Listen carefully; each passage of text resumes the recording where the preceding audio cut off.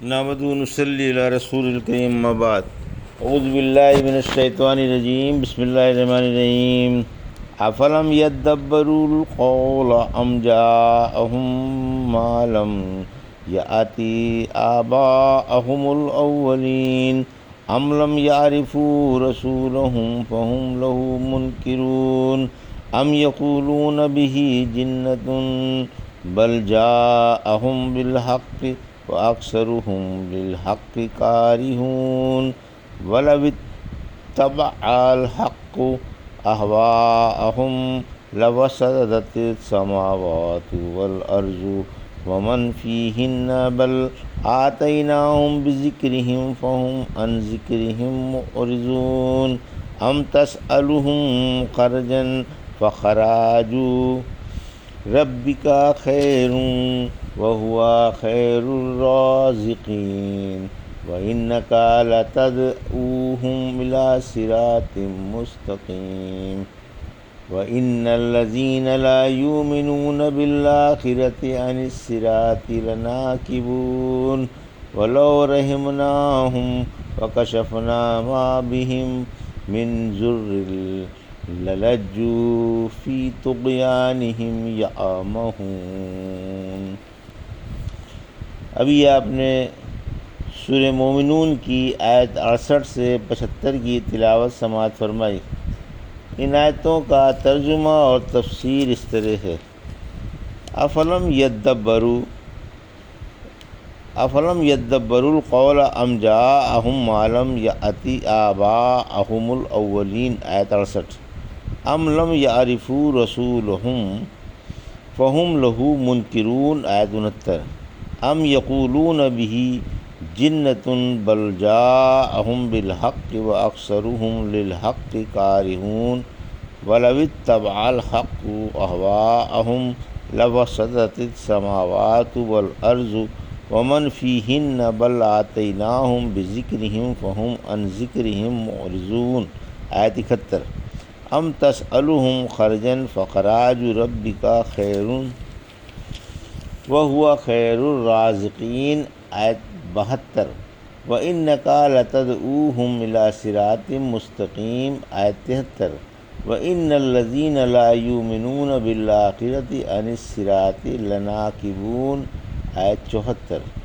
وَلَوْ رَحِمْنَاهُمْ وَكَشَفْنَا مَا بِهِمْ مِنْ ضُرٍّ لَلَجُّوا فِي طُغْيَانِهِمْ يَعْمَهُونَ، آیت 75۔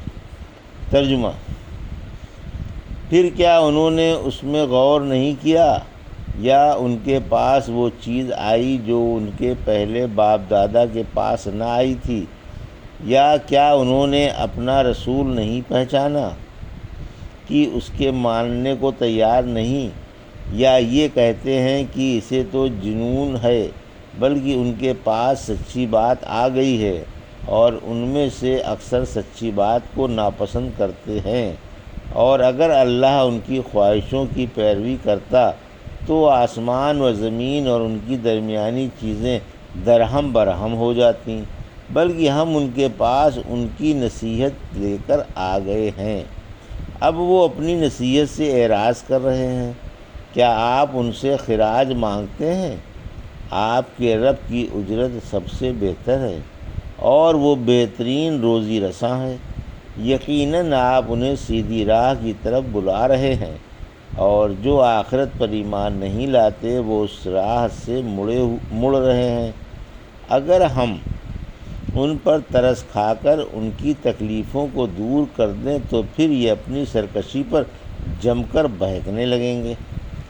یہ تھا ترجمہ سورہ مومنون کی آیت 68 سے 75 کا تفسیر۔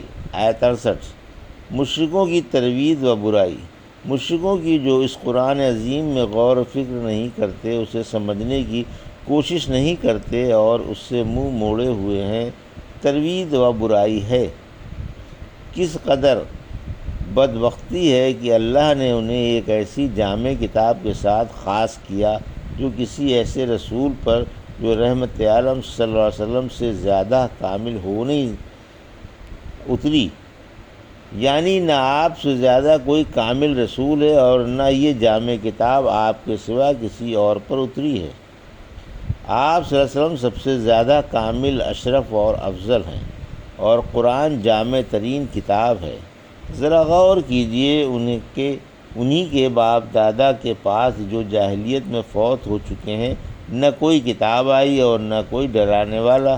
اس لحاظ سے یہ اپنے بزرگوں سے زیادہ خوش نصیب ہیں کہ ان کے پاس سید المرسلین تشریف لائے اور آپ پر سید الکتب اتری۔ ان کو تو یہ لائق تھا کہ اس نعمت عظمہ کی جس قدر بھی قدر کرتے کم تھی، انہیں تو بڑی خوشی سے اسے مان لینا چاہیے تھا اور اس نعمت کا شکر ادا کرنا چاہیے تھا۔ اس میں غور و فکر کرتے، سمجھتے، سمجھاتے، سنتے، سناتے اور خوشی خوشی اس پر عمل کرتے، جس طرح اس پر خوش نصیب دن رات عمل کرتے ہیں، اسی طرح انہیں بھی اس کے تقاضوں کو دن رات پورا کرنا چاہیے تھا۔ اگر یہ قرآن میں غور کرتے تو اس میں گناہوں سے روکنے والی ہدایتیں پا لیتے۔ کاش اب بھی لوگ اس میں غور و فکر کریں اور اسے سمجھیں، لیکن افسوس متشابہات کے پیچھے پڑ کر ہلاک ہو گئے۔ آیت 69۔ پھر اللہ نے ان قریشیوں کے جو آپ کو رسول نہیں مانتے تھے کان کھولے کہ وہ سچ سچ بتائیں، کیا محمد صلی اللہ علیہ وسلم کو نہیں پہچانتے؟ آپ کی صداقت و امانت کو اور صیانت و دیانت کو نہیں جانتے؟ آپ انہی میں پلے بڑھے اور بار بار ان کے سامنے آپ کی یہ خوبیاں آئی ہیں۔ کوئی جو آپ کی ان خوبیوں کا انکار کر دے اور آپ کی ذات گرامی پر کذب و بہتان کا داغ لگا سکے۔ جعفر بن ابی طالب نے نجاشی سے کہا تھا، اے بادشاہ، اللہ نے ہم میں ایک رسول بھیجا جس کا ہم نسب و صداقت اور امانت اچھی طرح پہچانتے ہیں۔ یہی بات مغیرہ بن شعبہ نے مقابلے کے وقت کسریٰ کے جانشین سے اور ابو سفیان نے حالت کفر میں ہرقل سے کہی تھی، جب اس نے ان سے آپ کا حسب و نسب، صدق و امانت اور دیگر خوبیاں پوچھی تھیں۔ آپ کے دشمنوں کو بھی آپ کی ان خوبیوں کا اقرار کیے بغیر چارہ کار نہ تھا۔ آیت 70۔ رحمت عالم صلی اللہ علیہ وسلم پر مشرکوں کا الزام۔ مشرک رحمت عالم صلی اللہ علیہ وسلم کے بارے میں کہا کرتے تھے کہ قرآن آپ کا خود ساختہ ہے، آپ نے اسے گڑھ کر اللہ کی طرف منسوب کر دیا ہے، یا آپ کو جنون کا عارضہ ہے، ہوش ہی نہیں کہ کیا فرما رہے ہیں۔ اللہ نے فرمایا کہ ان کا قرآن پر ایمان نہیں، حالانکہ اس کے بارے میں ان کی جو رائے ہے اسے سراسر غلط سمجھ رہے ہیں، کیونکہ اس مقدس و بہترین کلام کا نہ کوئی مقابلہ کر سکتا ہے اور نہ کوئی جیسا بنا کر لا سکتا ہے۔ خود قرآن نے نہ صرف ان کو بلکہ دنیا کے تمام انسانوں کو للکارا ہے کہ اس جیسا قرآن بنا کر دکھائیں۔ سورہ بقرہ آیت 24۔ تم کبھی بنا ہی نہ سکو گے، ان کے پاس حق آ پہنچا ہے، مگر اکثر لوگ حق سے نفرت ہی کرتے ہیں۔ آیت 71۔ دین خواہشوں کے مطابق نہیں ہے، یعنی اگر اللہ تمہاری خواہشوں کے مطابق شریعت مقرر فرما دے تو تمام نظام عالم درہم برہم ہو جائے، کیونکہ خواہشات فسادات و اختلافات سے خالی نہیں۔ فساد کا یہاں سے اندازہ لگاؤ کہ تمہارا خیال ہے۔ سورہ زخرف کی آیت 31 میں یہ قرآن ان دو شہروں یعنی مکہ اور طائف کے کسی بڑے آدمی پر کیوں نہیں اتارا گیا؟ کیا یہ آپ کے رب کی رحمت کو بانٹنا چاہتے ہیں؟ سورہ اسراء کی آیت 100 میں فرمایا، آپ فرما دیں کہ اگر تم میرے رب کی رحمت کے خزانوں کے مالک بن جاؤ تو خرچ کے ڈر سے انہیں روک لو، اور انسان ہے ہی تنگ والا۔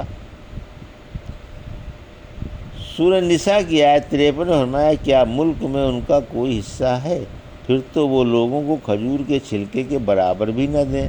ان آیتوں میں انسان کی بے بسی اور عاجزی کا اور راویوں کی اختلافات کا بیان ہے، اور یہ بھی کہ حق تعالیٰ اپنی تمام خوبیوں میں، اقوال و افعال میں، دین و شریعت میں، تقدیر و تدبیر میں اور ہر بات میں کامل و بلند و برتر ہے اور پاک و صاف ہے۔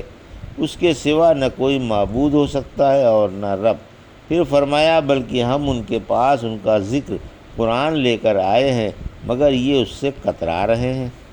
آیت 72، آپ تعلیم پر اجرت نہیں مانگتے، یعنی آپ توحید کی دعوت پر لوگوں سے کچھ مانگتے نہیں، بلکہ آپ مفت ثواب کی غرض سے اپنا فرض انجام دے رہے ہیں، اور اللہ کے پاس والے بے پایاں اجر کے امیدوار ہیں۔ سورہ سبا کی آیت 47 میں فرمایا، آپ فرما دیں کہ میں نے اپنا واجبی معاوضہ تمہیں ہی دیا، مجھے حق تعالیٰ صلہ عطا فرمائے گا۔ سورہ شورى کی آیت 23 میں فرمایا، آپ فرما دیں کہ میں تم سے اس قرآن پر بحرز محبت و قرابت کے اور کچھ نہیں چاہتا۔ سورہ یاسین کی آیت 20 میں فرمایا، شہر کے ایک کونے سے ایک شخص دوڑتا ہوا آیا، اس نے کہا، لوگوں پیغمبروں کی پیروی کرو، ان کی پیروی کرو جو تم سے اجر نہیں مانگتے۔ آیت 73، رحمت عالم صلی اللہ علیہ وسلم کی اور امت کی مثال۔ رسول اللہ صلی اللہ علیہ وسلم کے پاس خواب میں دو فرشتے آئے، ایک تو آپ کے پاس پایتی اور دوسرا سرہانے بیٹھ گیا۔ پھر پایتی والے نے سرہانے والے سے کہا، ان کی اور ان کی امت کی کوئی مثال بیان کرو۔ اس نے کہا، آپ کی مثال ان مسافروں کے قافلے کی طرح ہے جو ایک بیابان میں پہنچ گیا ہے، کھانے پینے کی چیزیں ختم ہو گئی ہیں، اب نہ تو اس کے پاس کسی قسم کا زاد رہا کہ واپس آ سکے اور نہ منزل مقصود تک ہی پہنچے۔ قافلے والے بڑی پریشانی میں ہیں کہ اتنے میں ان کے پاس یمنی مخطط لباس میں ایک شخص آ کر کہتا ہے، اگر میں تم کو گھاس والے سرسبز و زرخیز علاقے میں جہاں بھری ہوئی نہریں جاری ہیں پہنچا دوں تو کیا تم میری بات مان لو گے؟ یہ خوشی خوشی پیروی کرنے کا اقرار کر لیتے ہیں۔ آخرکار یہ شخص انہیں لے کر چلتا ہے اور سچ مچ ایسے نبی ایسے ہی زرخیز و سرسبز علاقے میں پہنچا دیتا ہے جہاں نہریں جاری ہیں۔ یہاں آ کر وہ خوب کھاتے پیتے ہیں اور موٹے تازے ہو جاتے ہیں۔ ایک دن وہ کہتا ہے کہ میں تم کو تباہی سے اور موت کے منہ سے نکال کر یہاں لایا ہوں، اگر تم میرا کہنا مانو تو میں تم کو اس جگہ سے بھی اچھی جگہ لے جاؤں۔ یہ اس بات کو بھی منظور کر لیتے ہیں۔ وہ کہتا ہے، دیکھو تمہارے آگے اس علاقے سے بھی زیادہ سرسبز شاداب علاقہ ہے اور یہاں سے بھی زیادہ پانی کی افراد و ریل پیل ہے، تم میرے پیچھے پیچھے آ جاؤ۔ یہ سن کر ایک جماعت تو اس کی تصدیق کرتی ہے اور اس کے پیچھے پیچھے لگ جاتی ہے، اور ایک جماعت کہتی ہے کہ ہمیں یہی علاقہ پسند ہے، ہم یہیں رہیں گے۔ آیت 74، یعنی یہ راہ سے ٹیڑھے اور منحرف ہو گئے اور اس سے ہٹ گئے۔ آیت 75، کافر کفر میں کٹر ہیں۔ کافروں کے کفر کا بیان ہے کہ اگر ان کی تمام تکلیفیں دور کر دی جائیں اور انہیں قرآن بھی سمجھا دیا جائے تو اسے نہ مانیں گے اور کفر و سرکشی ہی پر اڑے رہیں گے۔ سورہ انفال کی آیت 22 میں فرمایا، اگر اللہ ان میں بھلائی کی صلاحیت دیکھتا تو انہیں سننے کی توفیق دیتا، اگر انہیں سنوائے بھی تو اس سے کترا کر منہ موڑ لیں گے۔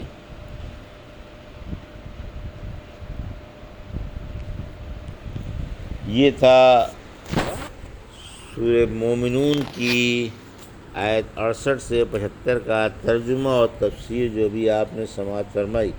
بارک اللہ لی و لکم فی القرآن الحکیم و نفعنی ایاکم بآیات الذکر الحکیم۔